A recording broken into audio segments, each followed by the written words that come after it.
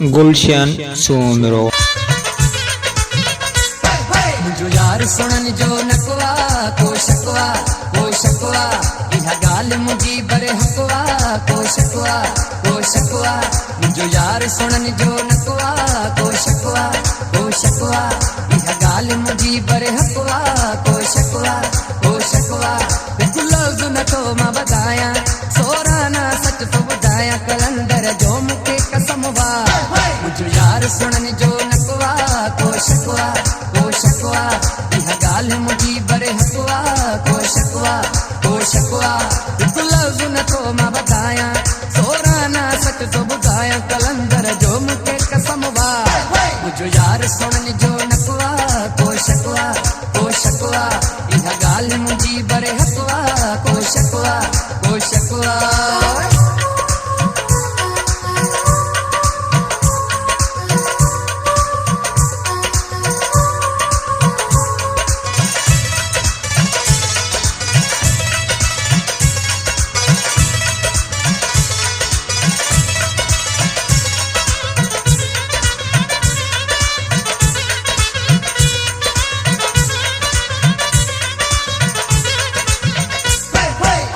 जो भी बुरो जंजो कदू सफा पूरो रब बे ही जण ठायो आ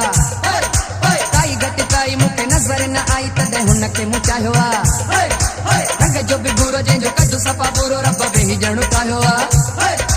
काई घट काई मुके नजर न आई तदे हुन के मुचायो आ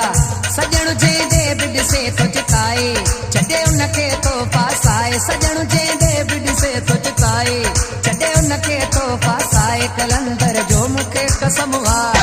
मुझो यार सुनन जो नकवा को शकवा इहा गाल मुझी बरे हकवा को शकवा बिल्कुल लफ्ज़ न तो मां बताया सोराना सच तो बुधाया कलंदर जो मुके कसम आ मुझो यार सुनन जो नकवा को शकवा इहा गाल मुझी बरे हकवा को शकवा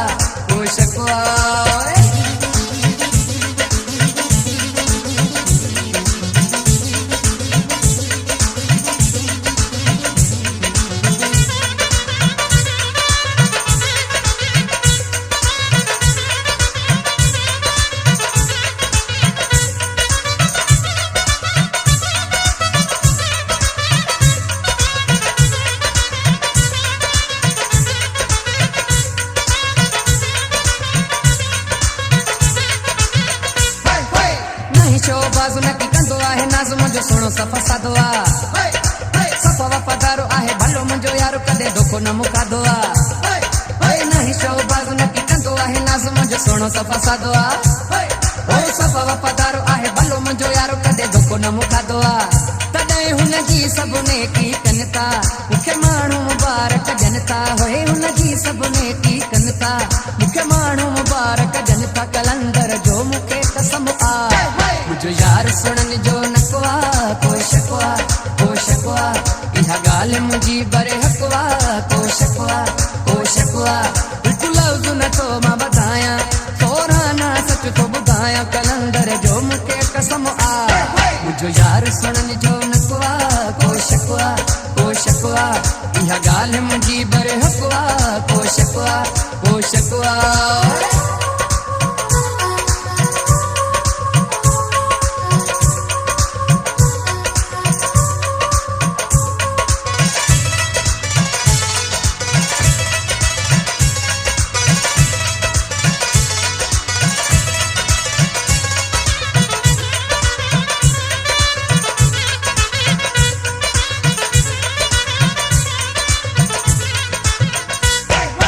चेहरो नूरानी जंजी चाले मस्तानी वडो पिरिये जो शानो आ ओ तोड़े हां गरीब मुझो सुठो आ नसीब रब मुते मेहरबानो आ ओ चेहरो नूरानी जंजी चाले मस्तानी वडो पिरिये जो शानो आ ओ तोड़े हां गरीब मुझो सुठो आ नसीब रब मुते मेहरबानो आ केदो न आया मलकी सागर शाह मुके यारो मिलो आ शहनशाह है आया मलकी सागर शाह मुके यारो मिलो आ शहनशाह कलंदर जो मुके कसम आ मुझो यार सुनन जो नकवा को शकवा इहा गाल मुझी बरे हकवा को शकवा मुंहिंजो यार सुणनि जो नकवा को शकवा इहा ॻाल्हि मुंहिंजी बरे हकवा को शकवा